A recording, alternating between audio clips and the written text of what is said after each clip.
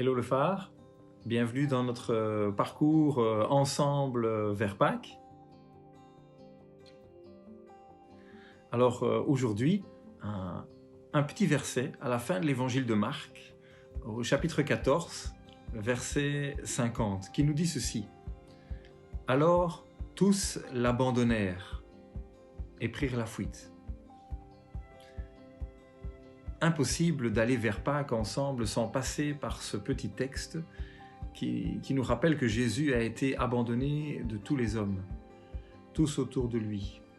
Jésus va souffrir seul, il va être abandonné, il va affronter la colère de Dieu, la colère des hommes, il va recevoir tout ce que nous méritions, nous, pour nos fautes, pour que nous puissions, nous, recevoir tout ce que lui méritait.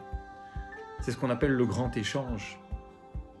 Une grâce incroyable, un échange, une transaction du ciel vers nous pour nos fautes. Il a fallu qu'il soit abandonné. Et nous, si on avait été à la place des disciples, est-ce qu'on aurait fait mieux ?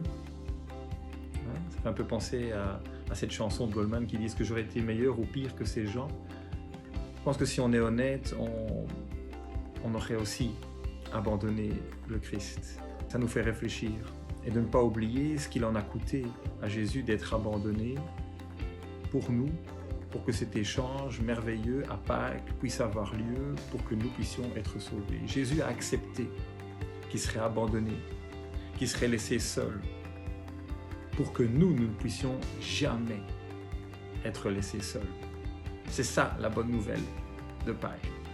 Mais il en a coûté à Dieu, il en a coûté à Jésus, pour nous.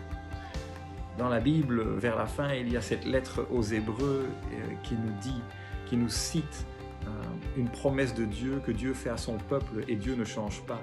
Et il dit « Je ne vous quitterai jamais et jamais je ne vous abandonnerai. Jamais je ne vous abandonnerai. » Il a été abandonné pour que nous ne puissions jamais être abandonnés. C'est la merveilleuse nouvelle de cette transaction que nous vivons dans ce chemin vers Pâques, dont nous nous souvenons. Que ça puisse rafraîchir nos pensées, nos cœurs en cette période. C'est vraiment une bonne nouvelle.